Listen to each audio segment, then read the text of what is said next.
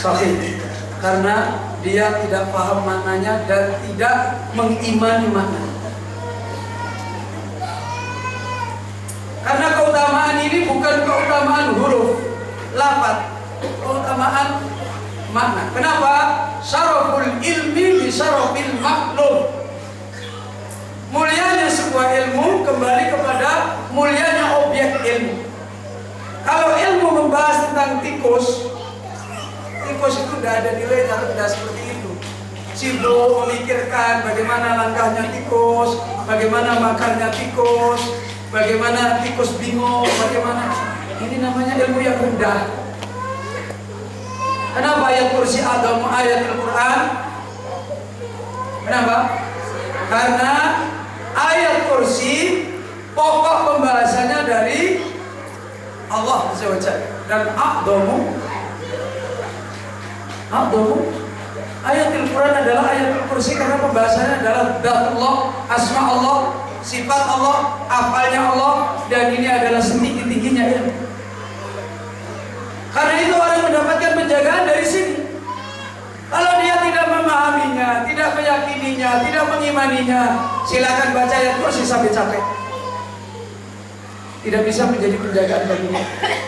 Karena itu beliau sesanti ketika menjelaskan listimaliha ala ajalil ma'arif.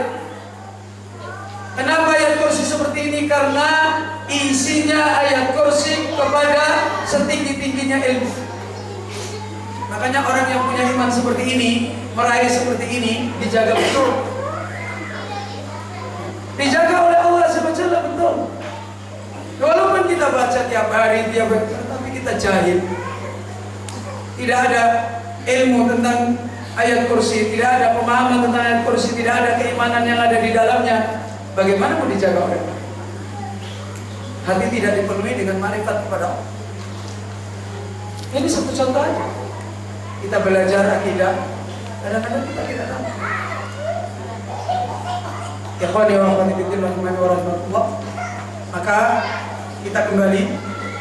Rasulullah SAW menjelaskan ilmu yang nafi, dan ilmu ini adalah maksudun bidatihi. Karena ilmu itu ada yang maksudun bidatihi, ada yang maksudun li ghairi.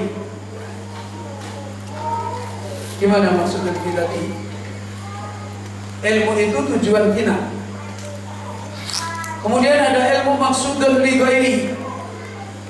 Ilmu itu dipelajari bukan untuk dia, tapi untuk yang lain. Kalau di dalam ilmu, para ulama menerangkan ini adalah ilmu apa? Ilmu wasilah, ilmu untuk isti'anah. Belajar bahasa Arab 10 tahun nggak paham. Ilmu wasilah kan bahasa Arab. 10 tahun nggak paham ini gimana? Cuma belajar ilmu wasilah.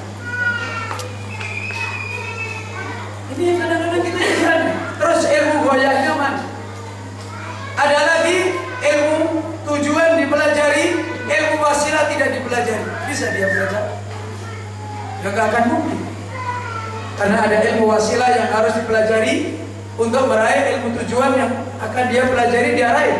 Nah, sekarang ini kita belajar aja nggak karu-karu. Maka bagaimana kita bisa mendapatkan ilmu yang nafi? Maka semua kembali kepada apa yang dinasihatkan oleh beliau Syekh Bakar bin Abdullah Abu Zaid. La yahsulul ilma illa al-mutakhalli bi adabihi al-mutakhalli an afati. Tidak meraih ilmu kecuali orang yang menghiasi diri dengan adab ilmu dan yang menjauhkan diri dari yang merusak ilmu. Kalau kita ingin mendapatkan ilmu yang nafi sebagaimana Nabi sabdakan, dan akan menjadi wasilah bagi kita, mana ilmu yang wajib, mana yang aulawiyah, mana ilmu wasilah yang benar. Kemudian ilmu ini mempunyai buah kepada kita apa? Kemudian ilmu-ilmu yang merusak yang mana kita harus jauhi. Manakala ini dibangun dengan benar, maka insya Allah.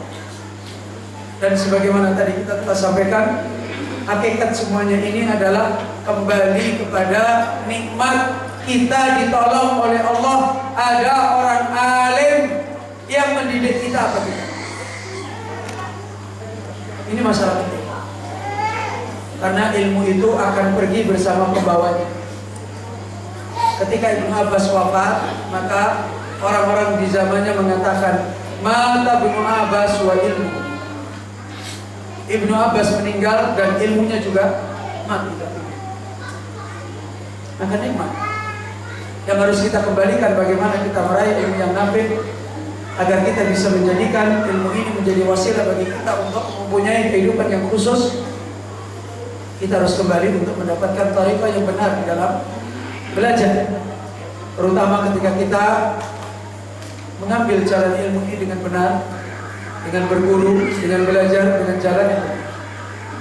Ikhwani wa akhwati fillah rahimani wa rahimakumullah. Sebagai kesimpulan, insyaallah ini yang kita bisa jelaskan pada kajian kita.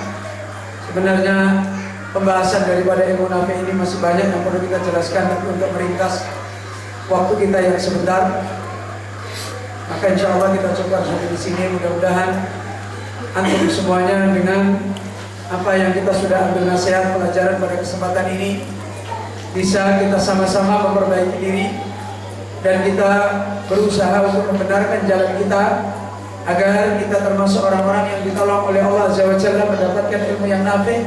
Kemudian akhirnya kita ditolong oleh Allah menjadi hamba-hamba Allah yang khusus, menjadi orang-orang yang dikecualikan oleh Allah dari kerusakan-kerusakan di dalam hidup dengan sebab ilmu yang nafi. Dengan sebab kemudian kita menjadi orang-orang yang punya ibadah kehidupan yang dekat dengan Allah Subhanahu wa taala. Ini yang bisa kita jelaskan. Sebagaimana yang sudah disampaikan, kalau ada pertanyaan dan apabila waktunya masih ada, tafadhol kalau ada yang bertanya. Ini ada yang bertanya dulu lewat tulisan. Ada sebagian kaum muslimin yang menjadikan kisah muqarabatu Nabi Ibrahim yang meninggalkan anak istrinya berbulan-bulan dijadikan hujah, dalil untuk urus 40 hari.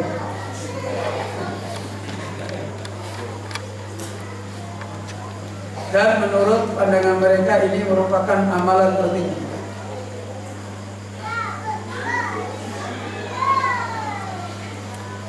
Urus dengan dakwanya Ibrahim sama apa tidak? Bainas sama, di antara langit dan di antara bumi jauh perbedaannya. Maka mengkiaskan seperti ini batil.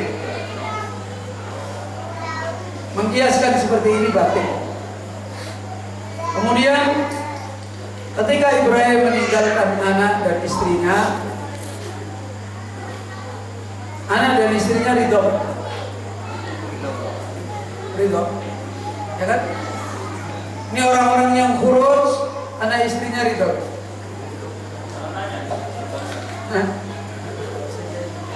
Ridho. Saya sering mendengar mengeluh, bukan ridho. Sekarang mereka ini meninggalkan anak istrinya di atas petunjuk Allah, di atas petunjuk Allah, di atas akidah yang benar, di atas iman yang benar, di atas ibadah yang benar. Ibrahim alaihissalam meninggalkan anak istrinya di atas akidah yang benar, di atas iman yang benar. Sekarang orang-orang yang kurut ini meninggalkan anak istrinya di atas agama yang benar, di atas iman yang benar, di atas akidah yang benar. Istrinya sudah yakin kepada Allah Azza wa Jalla akan menolong dia. Istrinya sudah menjaga petunjuk Allah, hukum Allah. Atau istrinya ditinggalkan, agamanya kacau. Kalau istrinya ditinggalkan, agamanya kacau, yang dituju juga kacau, ini namanya kacau ketemu kacau. Dan dituju kacau. Gimana mau bisa dibenarkan, disamakan dengan Ibrahim alaihissalam? Yang dituju Ibrahim alaihissalam benar, dan Ibrahim meninggalkan anak istrinya dengan kebenaran. Sementara ini yang dituju kacau, yang ditinggalkan kacau. Dan tidak mungkin ini satu kebenaran yang bisa dibenarkan. Dan tidak pernah ada ulama mengambil faidah seperti ini. Tidak ada ulama mengambil faidah seperti ini. Meninggalkan jihad, meninggalkan jihad, meninggalkan istri untuk berjihad saja. Para ulama kita menjelaskan boleh. Yang mutlak itu sekitar berapa bulan? 6 bulan. Sebagaimana Umar pasukan perannya kalau sudah 6 bulan, 4 bulan atau 6 bulan itu dipanggil suruh pulang. Ya kan? Itu yang boleh. Kalau kemudian istri menyetujui dan dijaga agamanya, sebagaimana orang jihad menuntut ilmu bertahun-tahun, kalau itu terjaga agamanya, tidak fitnah dan sebagainya, dan terpelihara agamanya dan ridho dan baik, tujuannya benar, yang ditinggalkan benar. Ini mana? Wallahu a'lam bishawab. Mungkin ada yang lain? Mudah-mudahan tidak ada.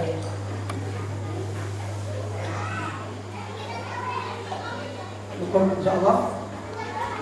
Para ummahat dan ibu-ibu ada? Tidak ada? Gimana?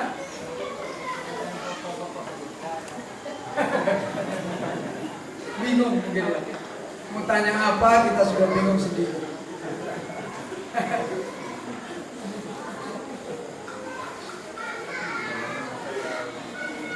Gimana? Sudah tidak ada? Cukup insyaallah. Saya bersyukur tidak ada yang banyak bertanya karena tidak membebani saya.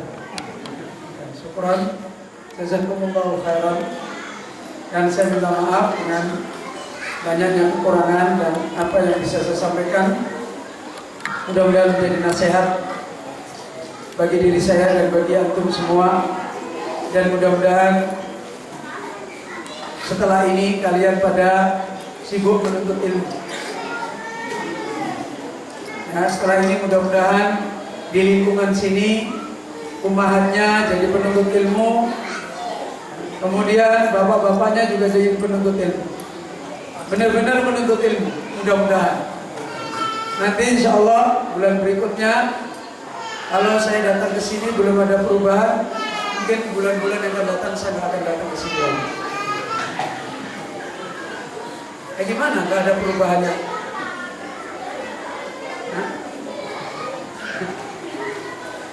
Mudah-mudahan nanti ada perubahan menjadi penuntut ilmu. Ya, insyaallah mudah-mudahan. Bagaimana? Kalian tuh gagah-gagah, masih muda-muda, kesempatannya banyak, di Kendari itu ibaratnya tidur aja bisa makan. Enggak menuntut ilmu. Menuntut ilmu yang baik. Di Semarang aja banyak orang tua-tua 70 tahun pada belajar menghafal sorong, menghafal nama. Kalian ini gagah-gagah nggak mau. Nah, kalau kita mudah-mudahan itu jadi hikmah bagi kita semuanya. Dan kita akhiri majelis kita. Sekali lagi saya mohon maaf dengan kekurangan yang ada yang saya sampaikan, dan kebaikan yang ada adalah datang dari Allah Subhanahu wa taala. Sementara kejelekan dan kekurangan adalah dari diri saya sendiri. Dan Allah Azza wa Jalla mudah-mudahan senantiasa membimbing saya dan antum semua untuk kembali kepada jalan agama yang benar. Kita akhiri majelis kita. Subhanakallahumma wa bihamdika asyhadu an la ilaha illa anta astaghfiruka wa atubu ilaik. Tadi beberapa nasihat yang disampaikan oleh Ustaz ini, Allah Taala, dan kepada Allah Subhanahu Wa Taala agar seluruh Quran ini bisa memberikan manfaat kepada kita, baik keluarga kita, diri kita maupun kerabat kita. Dan kami ucapkan jazakallahu khairan katsiran jazaa atas kehadiran dan perhatian sekalian, juga Ustaz yang banyak memberikan manfaat pada pertemuan kali ini. Dan kami ucapkan assalamualaikum warahmatullahi wabarakatuh.